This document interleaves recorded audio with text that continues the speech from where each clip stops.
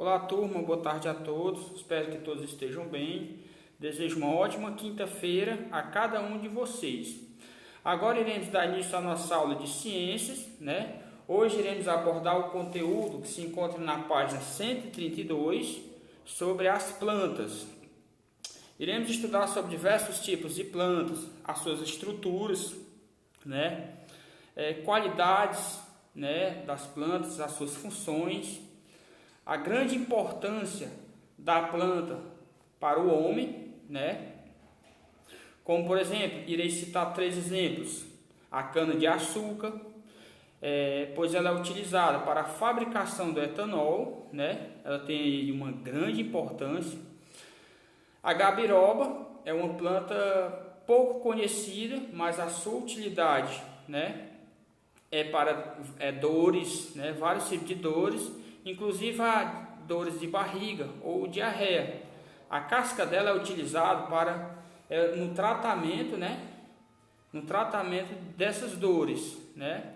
Também temos a carnaúba, né. Certamente acredito que todos conheçam a carnaúba, né. Ela é utilizada para a fabricação de cera, entre outros, né. São alguns exemplos que eu dei, mas existem diversos exemplos, né, da importância da planta também para a alimentação, né, do ser humano, como algumas raízes, né, ou plantas que são muito saudáveis para a saúde, né, do ser humano. Plantas, como já estudamos, as plantas pertencem ao reino vegetal. Elas têm participação fundamental nas cadeias alimentares, né,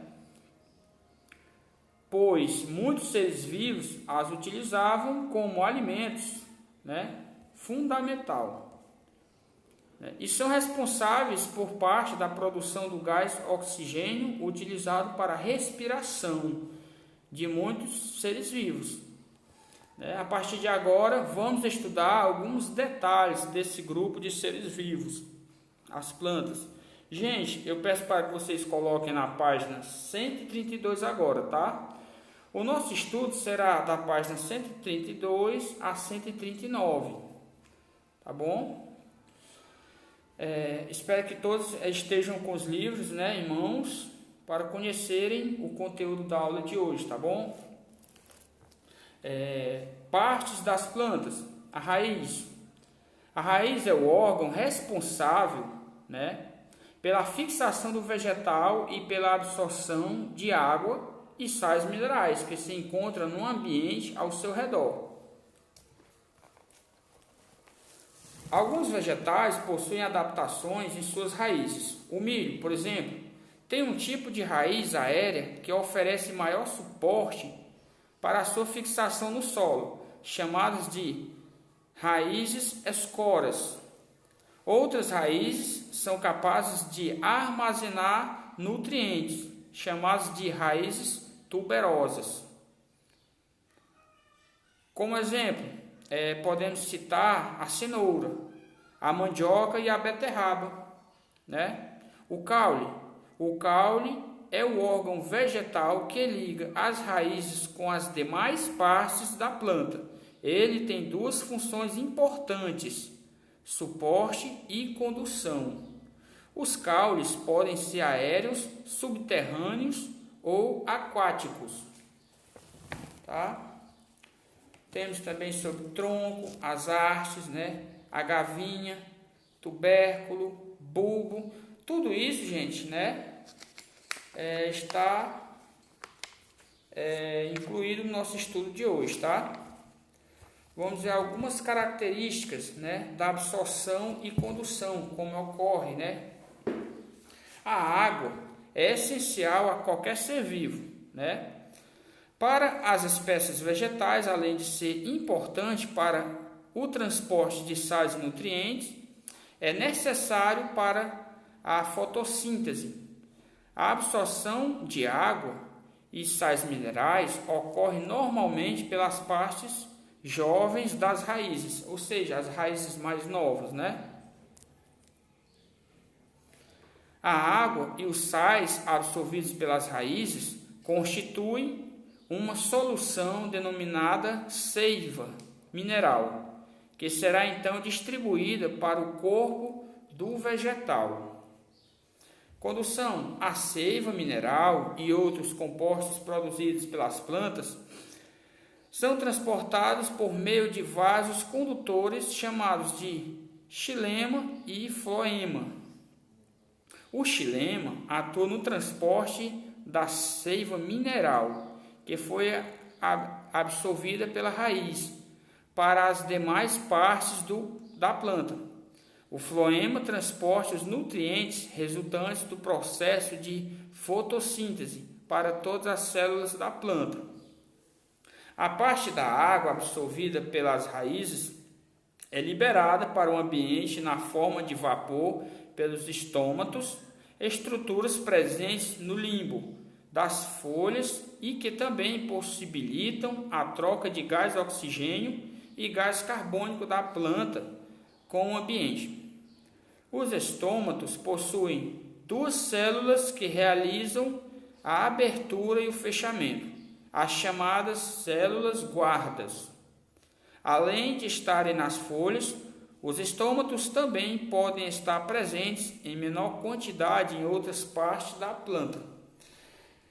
Gente, então na nossa aula de hoje abordaremos sobre também fotossíntese, o que é, né? A fotossíntese é um processo realizado por vegetais, algas e cianobactérias que utiliza o gás carbônico e a água na presença de luz para produzir carboidratos, açúcares que serão utilizados como fonte de energia pelo organismo e para liberar gás oxigênio no ambiente. O gás oxigênio é utilizado na respiração dos seres vivos, incluindo as próprias plantas. A fotossíntese pode ser resumida da seguinte maneira: o que ela precisa? Água mais gás carbônico, luz, gás oxigênio e glicose. O processo, da fotossíntese ocorre com maior intensidade nas folhas, no interior dos cloroplastos, organelas presentes nas células vegetais, Quando a luz incide num cloroplasto, parte de sua energia é captada pela clorofila, um pigmento verde que confere essa cor aos vegetais. Ao mesmo tempo, a água absorvida pela raiz, o gás carbônico liberado pelos estômatos, são transportados para o cloroplasto e ocorre a produção de açúcares. Os açúcares são transportados pelo floema para todas as partes do vegetal. Gente, também iremos estudar sobre as briófitas, e pteridófitas, ao melhor. Também o gimnospermas, angiospermas, E será até, como eu disse para vocês, até a página 139, tá? Eu irei passar esse vídeo agora para vocês. Eu espero que todos assistam, para melhor compreensão do assunto, tá? E também como auxílio na atividade, que já irei passar para vocês a seguir. Então, assistam todos esse vídeo agora, tá?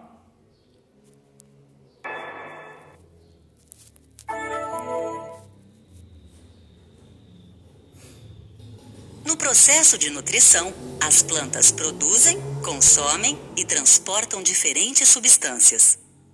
Elas obtêm água e sais minerais do substrato e utilizam o gás carbônico do ar e a luz solar para fabricar seu próprio alimento. Esse processo pode ser dividido em algumas etapas, como a absorção, a condução, a fotossíntese e a respiração.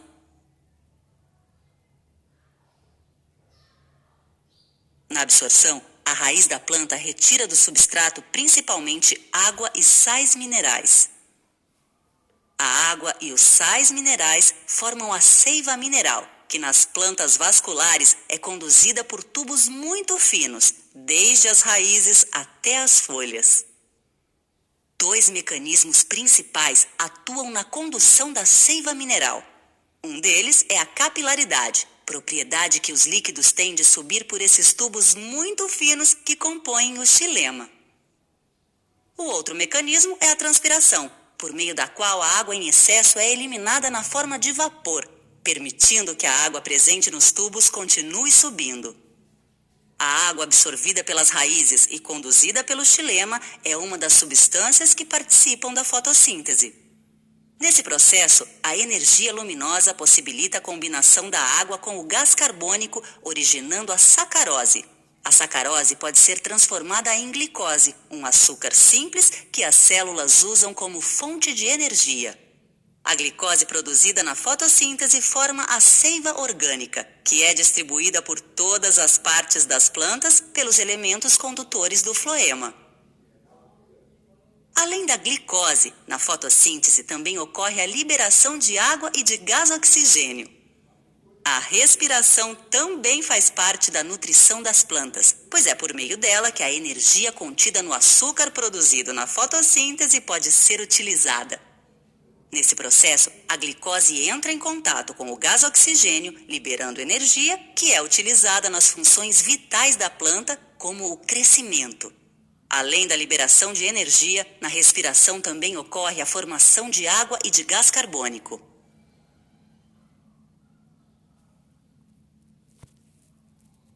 Então, gente, é isso, tá? Agora, iremos para a nossa atividade de hoje. Já irei passar para vocês as páginas e as questões, tá? Até já, então.